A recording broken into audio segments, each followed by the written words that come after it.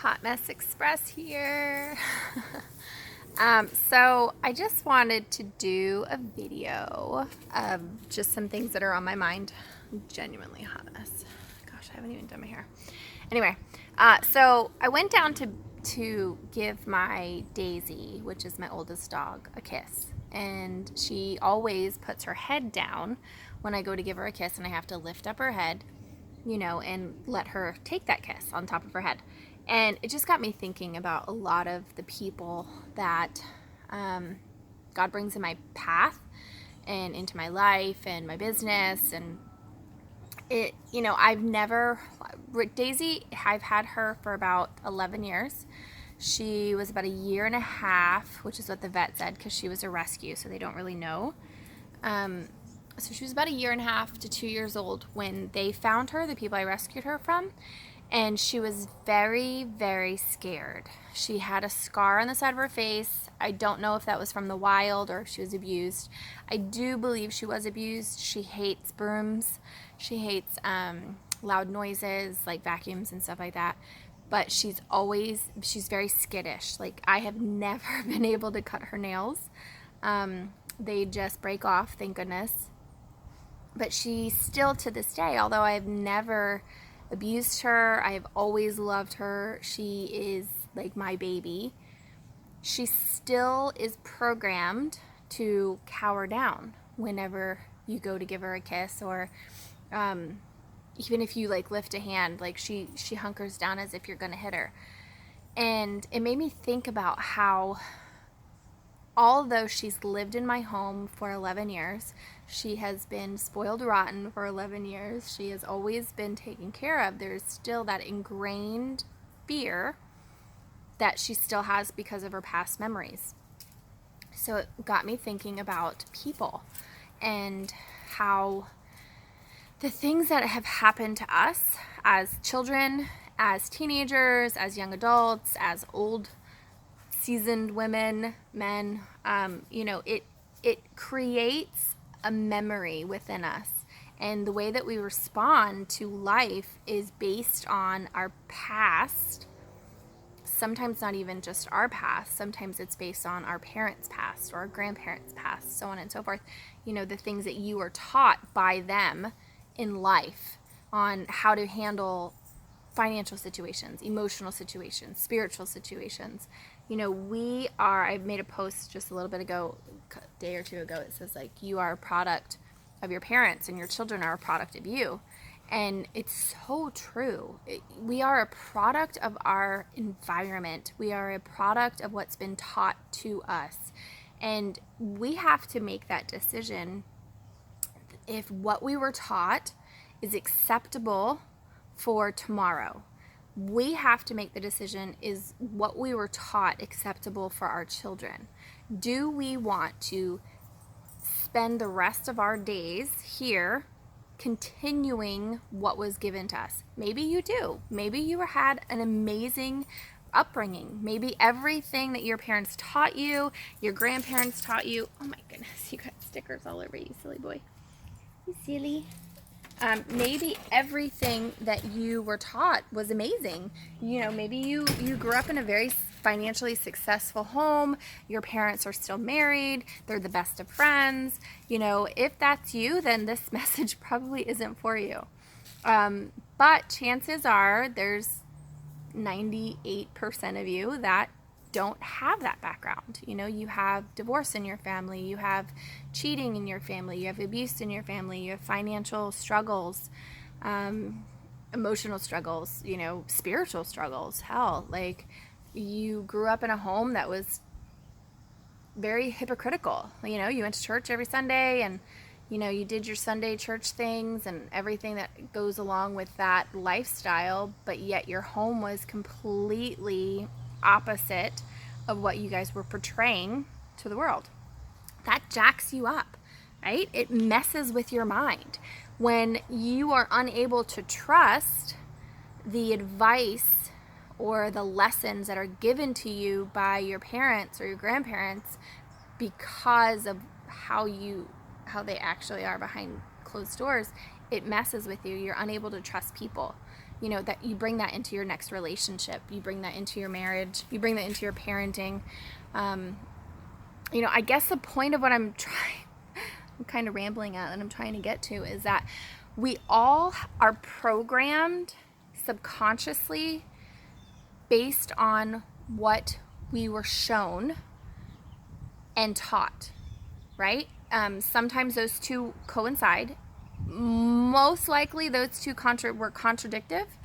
I do know, I can say for myself, like there's times where I will preach one thing, and then have a screaming fit in my house, and then God's telling us, like, do not complain about all things. And then the next thing you know is I'm complaining because this wasn't done correctly, right? That's a small example, but things like that, to where you're trying to teach your children, your parents were trying to teach you how to navigate life, but then you watch them and they were a hot wreck, right? You have to be aware of the way that you think. When I went to college for psychology, one of the things the teacher said was that not many people think about what they're thinking about. That's, not many people are aware of their cognitive thinking. That's the scientific term. And I was blown away. I was like, what do you mean? People don't think about what they're thinking? Because literally from like the womb, I've been thinking about what I think about. Like, why do I do what I do? What's the reason I just did that? Why did I react in that way? Even when I'm talking right now, I'm still thinking about something. Like I'm a thinker. So it was a shock to me to hear that it's a very small percentage of people genuinely think about what they're thinking about. They just do. And they don't ever try to grow from their past. They don't ever try to rectify their problems. They don't ever want to admit that they have problems, that there's something that they are still stuck on from their childhood that's causing them to not be able to get to that point in their adulthood that they feel like they should be able to, right? They just chalk it up to it's everybody else's fault. It's the boss's fault. It's this's fault. It's because my car broke down. It's because of this. It's because this person got sick. Reason why I can't do this. There's always going to be something, but the fact of the matter is that successful people have those same problems. They just navigate it in a way that pushes them forward. Unsuccessful people who have so many childhood boundaries that were put on them and they just kind of accepted them. Like in my mind, I'm visualizing this armor, like the knights, how they have that metal armor, that I feel like a lot of people have allowed this iron, I don't want to say chastity belt, that's not the word I'm looking for, this shield type thing, whatever, I can't think of the word. In my mind I can see it, but they've allowed it to be burdened upon them, okay? They're yoked with this iron gate or chains, and they have just accepted that as final, that there's no getting past it. This is just our life, if there's no luck, if I didn't have bad luck, I wouldn't have luck at all. We're proclaiming this over our life. So guess what? That's what you're determining. That's just the determination of your future. So the thing is that if you are continually stuck in this cycle of shit, right? For lack of a better word, if you're just constantly, one thing after another is constantly going wrong, and no matter how much you're trying to reprogram your mind, that one little thing, there's always that one little thing that's just going to set you back. I can't even tell you how many times this week I've seen on people's posts, like, that's it, I give up, I'm done. Like, I can't ever catch a break. Honey, guess what? All of us have something. All of us have something that could be portrayed that way. We just choose to look at our past, and we've gotten through every single bad day ever. 100% of the bad days I have ever had, I have gotten through. I've gotten through death. I've gotten through suicide. I've gotten through divorce. I've gotten through abuse. I've gotten through molestation. I've gotten through just disgusting past mistakes that I've made. I've gone through drug abuse. I've gone through alcohol abuse. I've gone through so much stuff that I'm pretty confident that whatever comes my way, I'm going to get through that too. So my perspective isn't, anymore. Let me just make that clear. My perspective isn't anymore, when is this ever going to stop? It's, okay, let's just get through this. How are we going to get through this? Because I've had to reprogram my mind into focusing on the reality that I've gone through it. God's gotten me through every single thing. Even when my accounts have been negative and checks haven't shown up, I've always had my bills paid. Somehow, some way, something has always shown up. I focus on that. I don't focus on the fact that I'm always broke. I don't focus on the fact that something always breaks when I get a little bit of money. That's not my foundation. My foundation has become, thank God I had that extra money when this broke. Do you see what I'm saying? So I've reprogrammed my thinking to look at the silver lining, per se. And don't ever let anyone ever tell you that constantly looking for the silver lining is annoying. I will tell you, years ago, while I was sitting at church, newly in a church, okay? And I am one of those silver lining people because I did have so much bad stuff that happened to me in my life when I was younger. Remember, I'm a thinker, so it's always in my head, and there was always something chaotic going on in our home. There wasn't never enough money. There was always more bills than income, and that causes stress. And my parents were very young when they got together, so they didn't even know how to navigate it. They didn't have great role models, teaching them how to be married happily. So, there was always something. So in order to survive my brother passing away in 1999, I had to become ridiculously positive, like disgustingly, annoyingly positive, that if something bad happened, I had to search for my own sanity for the good in it. And I'm that person. I'm like, okay, well, recently my husband's grandfather passed away, and I'm sad for his wife because they've been married since they were like 2, literally like 70 something years they've been together. My heart aches for her for the time, because I think she was like 14 when they got married. So my heart aches for the sadness of them not being together, but I'm joyful because he's had a grand life. And immediately I was like, okay, well, let's make sure we're careful of our thoughts, because the enemy very much wants to get you into like, oh, I didn't spend enough time with him, or I could have did this, I could have did that. The reality is that he lived a grand life. He lived 90 something years. He was surrounded by his children and his grandchildren, his great grandchildren. He was loved. And that's just, the passing is inevitable. We're all going to pass one day, and I just pray that I'm able to live a grand life like he did. So I view death differently than most people, probably because they've had so much death in my life, different varies of death. I view negative situations differently because I've reprogrammed my mind. I've reprogrammed how to look at a situation. I'm able to step back from it and see a different perspective in that situation. Gosh, this has kind of gone off on a tangent, haven't I? But I guess that's just what I'm saying. If you're watching this, it's 14 minutes in. I don't even know if you're going to watch it. If you're still watching this because it's resonating with you, it's something that you're needing to hear, then I want to tell you something. You're stuck because you're choosing to be stuck.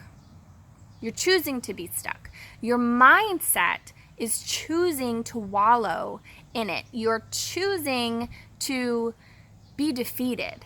You're choosing that as the final word in your life. Your finances do not define you. Your health does not define you. Your romantic situation does not define you. You choose every day to make it a better day. I know that sounds so corny and so cliche, but you have to decide enough is enough. You have to decide that you are going to be successful. You have to decide who you allow to speak life into you. And let me tell you, first and foremost, if you are not speaking life into yourself, no one can pour into you. No one.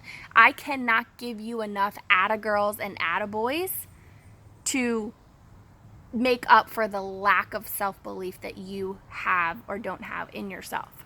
You have to, for a better term, get your head out of your ass and choose to no longer live in a cesspool of darkness, to choose not to settle. Stop looking to your left and to your right and seeing what Sally and Susan are doing and getting jealous. That's just ridiculous. There is plenty to go around for all of us. Success is available for everyone. We are all created to live in abundance. Abundance. Whatever your abundance is, you are created for it. Some are created to have an abundant amount of finances. Some are created to have an abundant amount of love and joy and family and, spiritual and knowledge and wisdom. It's different for everybody. But whatever it is that you feel you don't have, that's just because you've settled for not having it. You have to change your mindset. My dog, although she's lived with me for 11 years, will probably always carry around that fear of whatever happened in the first 2 years of her life. I can't change that for her, but I can continue to show her that she's safe here and that she knows that I'm her master and that I'm not going to harm her. You have to do the same thing for yourself.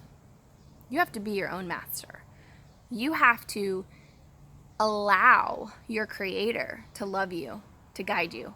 If you're still watching this after 17 minutes and something that I'm saying is resonating and your soul is saying, God, please let them listen to this.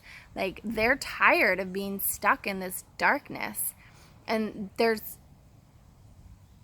nothing else that they can provide for you other than continuing to put the memes in front of you, put videos like this in front of you, put authors in front of you. You can read 1,000 books that teach you how to do something, but if you don't act on it, you're wasting your time. You have to make that decision in your mind that you're no longer going to allow the negative self-talk be louder than the positive.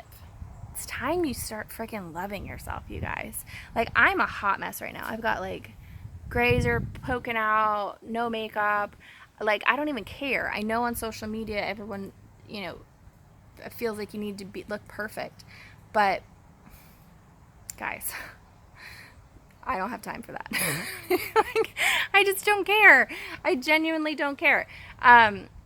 What mattered more to me was just kind of getting this message out there because I have so many broken women that I talk to on a daily, and they just need so much love that I sometimes feel like I'm pouring into a bucket that has continual holes in it. And after a while, I get tired of pouring into it. There's not anything else I can say because there's nothing else left other than them having to decide it's time to get a new bucket.